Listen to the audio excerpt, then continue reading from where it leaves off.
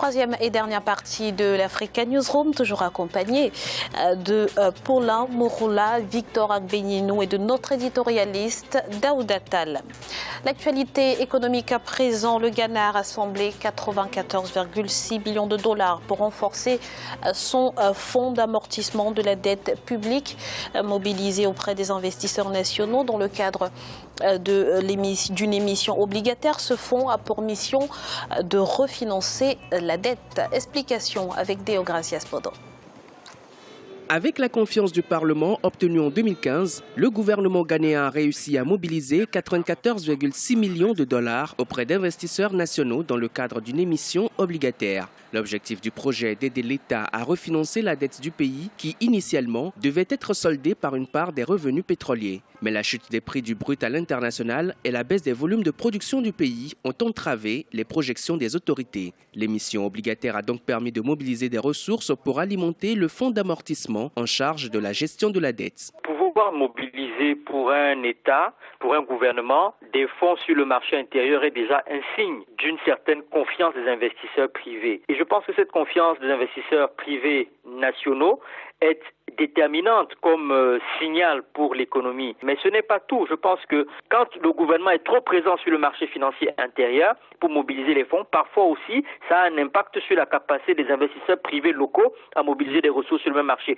Mais, s'agissant du Ghana, c'est naturellement une bonne nouvelle pour le pays. Grâce à cette opération, le gouvernement ghanéen peut encore compter sur la confiance des investisseurs et d'autres partenaires financiers. Les ressources mobilisées dans le cadre de l'émission obligataire permettront au pays de gérer au mieux la maturité de son eurobond prévu en octobre 2017. À l'instar d'autres producteurs africains de pétrole, l'économie ghanéenne accuse le coup. Le gouvernement a réduit ses prévisions de croissance économique à plus 4,1% en 2016 contre 5,4% annoncés au début de l'année, en raison notamment des prix à l'exportation inférieurs aux attentes et d'une production de pétrole irrégulière. Le Ghana est l'un des pays africains qui n'est pas tributaire des maux traditionnels que l'on rencontre en Afrique, à savoir les conflits, le déficit démocratique. Mais aujourd'hui, quand même, il doit faire attention à des signaux. Il y a le problème de la dépréciation de sa monnaie.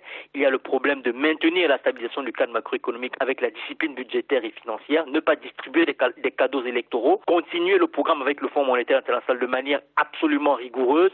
Régler le déficit énergétique et surtout ne pas laisser l'inflation décoller.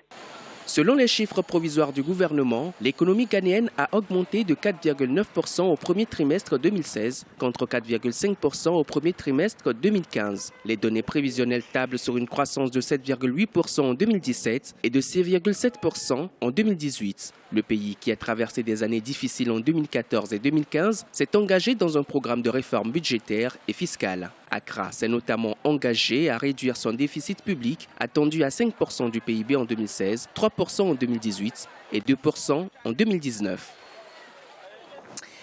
Daouda, un fonds d'amortissement, qu'est-ce que c'est concrètement ? Au fonds d'amortissement, vous savez, quand vous empruntez, vous avez besoin de rembourser à la banque. Alors, c'est la partie que vous remboursez à la banque. Voilà à quoi sert un fonds d'amortissement. Maintenant, bon, on peut prolonger et parler du service de la dette. C'est à la fois l'amortissement du crédit, bon, la valeur nominale de ce qu'on vous prête, en l'occurrence ici l'État ghanéen, plus les intérêts que l'État paye, ça constitue le service de la dette. Or, le service de la dette est relativement lourd au Ghana. Donc moi, je trouve totalement regrettable de devoir emprunter, émettre des obligations, même si c'est sur le marché local, ce qui est effectivement intéressant, puisque c'est les Ghanéens eux-mêmes, le privé local, qui prêtent à l'État. Bon, de ce point de vue-là, c'est positif, mais en même temps, emprunter pour pouvoir prévoir le remboursement d'eurobonds ou d'emprunts que l'État aurait contracté auparavant, ça me paraît dommage et regrettable, parce que c'est un petit peu ce qu'on appelle en économie l'effet boule de neige. Quand vous empruntez pour payer d'autres dettes, ça pose problème. Et l'État ghanéen en est là. Maintenant, bon, je pense que le pays est assez solide d'un point de vue de la structure de son économie. Bon, la monnaie, le cédis, a perdu de sa valeur. Effectivement, l'inflation est par moments galopante. Quand on atteint des taux d'inflation à 17%, l'inflation, c'est une hausse des prix suivie d'une dégradation du pouvoir d'achat. Ça veut dire que les populations locales voient leur pouvoir d'achat baisser. Ça pose problème. Maintenant, le pays pays a quand même d'autres atouts, notamment bon, le pétrole, espérons que ça reparte, mais quand on est deuxième producteur mondial de cacao, je crois qu'on a de quoi faire. Il y a les services qui se développent également. Donc, selon les prévisions, comme le reportage l'a dit, la croissance devrait remonter. Mais on va dire que c'est une mauvaise passe, en espérant que ça ne dure pas trop longtemps. Merci Daouda. Dans l'actualité également en République du Congo, le gouvernement a lancé une opération de recensement général des effectifs des agents de l'État. Objectif affiché, assainir les finances publiques et assurer une bonne gouvernance. C'est un sujet de la rédaction.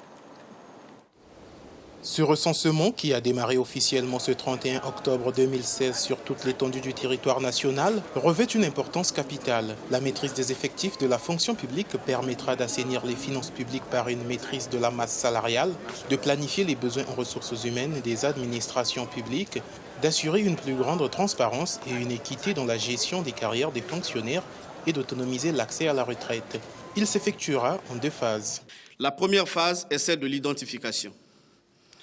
Elle permettra de constituer une base de données indispensable, d'une part. D'autre part, la base de données ainsi constituée sera harmonisée avec le fichier de la solde en vue d'une parfaite maîtrise de la masse salariale. La deuxième phase de ce recensement conduira à terme à la délivrance des cartes professionnelles, à l'informatisation du fichier et postérieurement à la mise en place d'un système de pointage de présence dans chaque lieu de travail. L'approche retenue exige à chaque fonctionnaire et chaque chef hiérarchique à répondre en vue de clarifier sa propre situation professionnelle ou celle des autres fonctionnaires évoluant sous son autorité. Jusque-là, on ne maîtrise pas exactement le nombre des agents civils de l'État. Certains parlent entre 75 000 et 80 000 agents civils de l'État. Je pense que après toute cette opération, nous repartirons sur de nouvelles bases pour une administration forte, efficace et efficiente. Le recensement des agents de l'État s'effectuera aussi à l'extérieur du pays, au siège des ambassades et représentations diplomatiques. Cette opération a permis au ministère de la fonction publique et de la réforme de l'État d'identifier en 32 jours, sans une expertise extérieure, 1702 agents dans le département des Plateaux. Daouda, cette opération de recensement devrait permettre de débusquer les fonctionnaires fictifs qui font perdre à l'État des sommes considérables. Oui, déjà que le corps des fonctionnaires dans la plupart des États, en l'occurrence au Congo, comme on l'a vu, c'est pléthorique. Vous avez la masse salariale publique des fonctionnaires, ça prend une bonne partie du budget dans les lois de finances annuellement qui sont votées par les députés. Et donc, quand vous avez un État, au lieu d'investir dans la santé, dans l'éducation et dans les infrastructures, comme on l'a vu tout à l'heure, va se mettre à payer des salaires pour une grosse partie de son budget, ça pose un problème. D'autant plus que là, la problématique qui est posée, c'est des emplois fictifs aussi.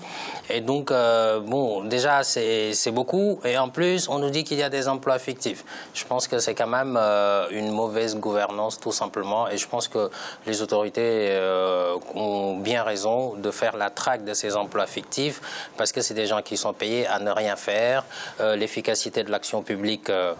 elle n'est pas présente. Il y a ce qu'on appelle, enfin moi ce que j'appelle la privatisation de la fonction publique. Vous avez des gens, des fonctionnaires qui sont là, qui doivent vous servir en tant que citoyen, mais qui se servent eux-mêmes d'abord, surtout quand il s'agit d'emplois fictifs. Moi, c'est comme ça que j'interprète la chose et c'est regrettable. Donc, il faut assainir les finances publiques, rééquilibrer les budgets, ne pas vivre au-dessus de ses moyens, lutter contre la mauvaise gouvernance. Ça permettra de ne pas être dépendant des institutions financières internationales, FMI, Banque mondiale, etc. Monsieur Moroula, vous partagez ce qui a été dit par Daouda? Oui, si effectivement les ressources dégagées par la traque de la fraude permettent d'être investies dans d'autres secteurs productifs, on ne peut que les encourager. Mais ça montre aussi en même temps la faiblesse des États, de voir que des années on fonctionne avec des agents publics fictifs qui pompent les budgets de l'État et que personne ne s'en rende compte et que c'est maintenant qu'on se pose la question. Monsieur Agbenliou, quel est votre point de vue sur cette question?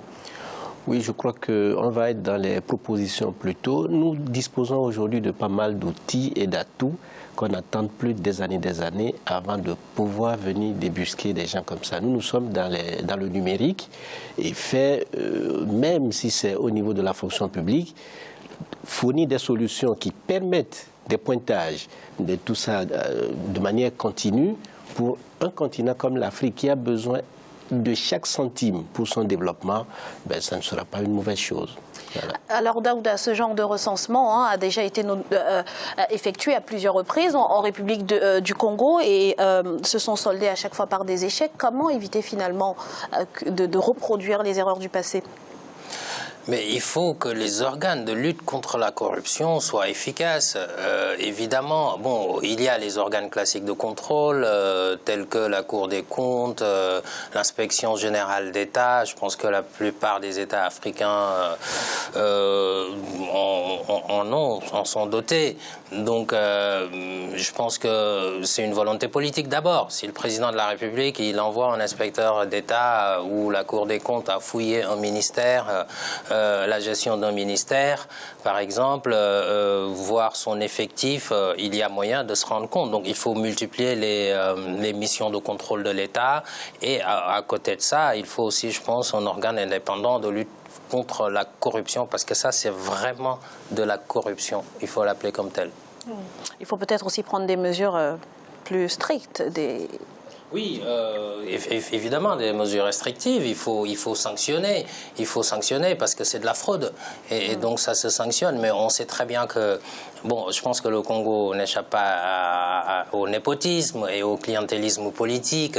C'est-à-dire que vous avez soit des parents ou des gens qui militent dans votre parti politique, disons les choses, vous les casez là, ils n'ont pas passé le concours pour avoir accès à la fonction publique. Bon, c'est un moyen de contourner, sauf que c'est des moyens qui ne sont pas légaux, ou parfois cet argent, comme on l'a vu dans le reportage, existe bien, ces emplois fictifs, et sont captés, les fonds sont captés par des individus. Mais il faut traquer ces individus-là parce que c'est un manque à gagner pour l'État, et donc c'est un manque à gagner pour les populations. Merci Daouda. 6%, c'est notre chiffre du jour et il correspond au taux de croissance que devrait enregistrer le Kenya en 2017. Daouda, c'est un taux de croissance relativement robuste. Oui, c'est un taux de croissance important. Effectivement, quand on compare aujourd'hui à la moyenne qui a été revue aux prévisions à 1,7 pour l'Afrique, il y a encore 2 ans, on nous disait que l'Afrique avait une courbe croissante au niveau de sa croissance, pour me répéter, et que c'est le continent le plus dynamique du monde. Bah, ça l'est, je pense, ça le restera, mais quand même 1,7, c'est assez peu, et je pense que c'est dû aussi au pétrole, la plupart des pays en sont dépendants. Bien entendu, par exemple, la zone CEDEAO va certainement afficher un taux de croissance d'environ 7%, probablement, et puis 6%, c'est très intéressant. Maintenant, il faut interconnecter les économies pour que ceux qui ont 1% et ceux qui ont 7% puissent commercer ensemble et faire des affaires. Ça permettra de rééquilibrer. Monsieur Agbeleno, quels sont selon vous les secteurs à même de tirer cette croissance kenyane? C'est indéniablement le numérique. Il ne faut pas que l'Afrique rate cette ère du numérique. Et j'en parle d'autant plus fortement que je suis quelqu'un du domaine. Nous savons tout ce que nous avons comme solution capable directement d'influer sur le développement économique de l'Afrique. Donc, le numérique et encore pour quelques années, nous avons mis au point, par exemple, une solution qui permettrait à toutes les écoles, quel que soit leur lieu où elles se situent, en Afrique comme ici, pour pouvoir apporter dans chaque école l'énergie, l'infrastructure réseau sans fil, la plateforme et une tablette pour chaque enfant. Ça veut dire quoi? Que l'Afrique peut produire du jour au lendemain cette technologie télécom de pointe. Et nous en maîtrisons la situation de bout en bout. Donc, voilà. Alors, une croissance forte en Afrique, moi je suis militant pour que l'Afrique se dote d'un programme robuste assis sur 3 piliers, voire 4, c'est-à-dire les infrastructures d'énergie. Il faut que l'Afrique se dote d'une indépendance énergétique pour pouvoir fournir aux entreprises de quoi tourner leurs industries. Il faut des infrastructures de transport. Il faut des infrastructures de télécommunications et du numérique, puisque sans cela, aucune économie ne peut être solide. Et ajouter à cela, bien entendu, tout ce qui est infrastructure de l'éducation, puisque sans éducation, on ne peut pas faire fonctionner. Sans infrastructure sociale comme les hôpitaux, ainsi de suite, on ne peut pas avancer. Voilà un petit peu ce que je dirais sur l'économie de l'Afrique si on veut avancer. Merci, Monsieur Mouroula. C'est à présent la fin de cette émission. Le dossier du jour de ce mercredi sera consacré aux infrastructures de transport comme facteur d'intégration des pays sans littoral, avec un focus sur l'exemple du Mali. Monsieur Paula Mouroula, merci d'avoir été sur ce plateau. Je rappelle que vous êtes expert évaluation économique, grands projets d'infrastructure.